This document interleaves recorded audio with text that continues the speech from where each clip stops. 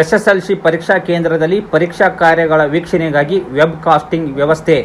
ನಗರದ ತಮ್ಮ ಕಚೇರಿಯಲ್ಲಿ ಕ್ಷೇತ್ರ ಶಿಕ್ಷಣಾಧಿಕಾರಿ ಅಶೋಕ್ ಬಸವಣ್ಣವರು ಮಾರ್ಚ್ 25ರಿಂದ ಏಪ್ರಿಲ್ 6ರವರೆಗೆ ಎಸ್ಎಸ್ಎಲ್ಸಿ ಪರೀಕ್ಷೆಗಳು ಜರುಗಲಿದ್ದು 8860 ವಿದ್ಯಾರ್ಥಿಗಳು ನೋಂದಣಿ ಮಾಡಿದ್ದು, ಜಮಖಂಡಿ ತಾಲೂಕು ಹಾಗೂ ಬನಹಟ್ಟಿ ರಬಕವಿ ತಾಲೂಕುಗಳಲ್ಲಿ 24 ಪರೀಕ್ಷಾ ಕೇಂದ್ರಗಳಲ್ಲಿ ಪರೀಕ್ಷೆಯನ್ನು ಬರೆಯಲಿದ್ದಾರೆ ಎಂದು ದಿನಾಂಕ 26/3/2024ರಂದು ಸಾಯಂಕಾಲ 7 ಗಂಟೆಗೆ ಜಮಖಂಡಿಯ ಕ್ಷೇತ್ರ ಶಿಕ್ಷಣಾಧಿಕಾರಿ ಅಶೋಕ್ ಬಸವಣ್ಣರವರು ನಗರದ ತಮ್ಮ ಕಚೇರಿಯಲ್ಲಿ ಮಾಧ್ಯಮದ ಮೂಲಕ ಮಾತನಾಡಿ, ಕರ್ನಾಟಕ ಶಾಲಾ ಪರೀಕ್ಷಾ ಮತ್ತು ಮೌಲ್ಯ ನಿರ್ಣಯ ಮಂಡಳಿ ಮೂಲಕ ಎಸ್ಎಸ್ಎಲ್ಸಿ 2024ರ ಪರೀಕ್ಷೆ ಸರಣಿ 1 ಪ್ರಾರಂಭವಾಗಿದೆ.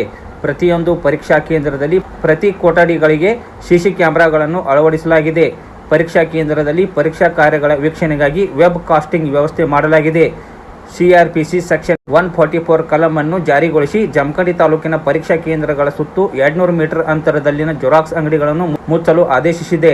ಜಿಲ್ಲಾ ಆರೋಗ್ಯ ಇಲಾಖೆ ಪರೀಕ್ಷಾ ದಿನದಂದು ಪ್ರತಿ ಪರೀಕ್ಷಾ ಕೇಂದ್ರಗಳಿಗೆ ದಾದಿಯರನ್ನು ನೇಮಕಾತಿ ಮಾಡಲಾಗಿದೆ ಎಂದು ಅವರು ಮಾತನಾಡಿದ್ದು ಹೀಗೆ. ನಮಸ್ಕಾರ.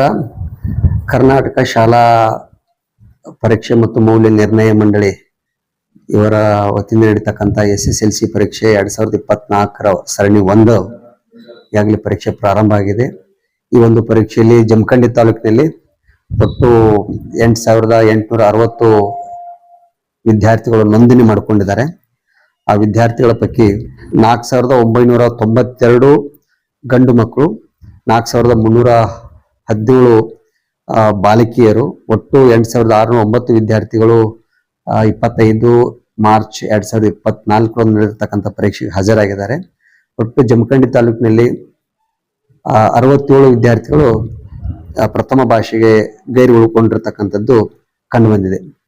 ಇದರಲ್ಲಿ ಒಟ್ಟು 24 ಪರೀಕ್ಷಾ ಕೇಂದ್ರಗಳಿದ್ದು, ಜಮಖಂಡಿ ಮತ್ತು ರಬಕವಿ ಬನಹಟ್ಟಿ ಸೇರಿ 24 ಪರೀಕ್ಷಾ ಕೇಂದ್ರಗಳಿದ್ದು, 24 ಪರೀಕ್ಷಾ ಕೇಂದ್ರಕ್ಕೆ ಮುಖ್ಯ ಅಧೀಕ್ಷಕರನ್ನ ಹಾಗೂ 14 ಪರೀಕ್ಷಾ ಕೇಂದ್ರಗಳಿಗೆ ಉಪಮುಖ್ಯ ಅಧೀಕ್ಷಕರನ್ನ ಹಾಗೂ 24 ಸಿಟ್ಟಿಂಗ್ ಸ್ಕ್ವಾಡ್ಗಳನ್ನ, ಜೊತೆಗೆ ಜಾಗೃತಳದ ತಂಡದ ಅಧಿಕಾರಿಗಳು, 8 ಮಾರ್ಗಾಧಿಕಾರಿಗಳು, ಪ್ರಶ್ನೆ ಪತ್ರಿಕೆ ತೆಗೆದುಕೊಂಡು ಹೋಗ್ತಕ್ಕಂಥ ಮಾರ್ಗಾಧಿಕಾರಿಗಳು, 410 ಕೊಠಡಿ ಮೇಲ್ವಿಚಾರಕರನ್ನ ಈಗಾಗಲೇ ನೇಮಕ ಮಾಡಿ ಆದೇಶ ಹೊರಡಿಸಲಾಗಿದೆ.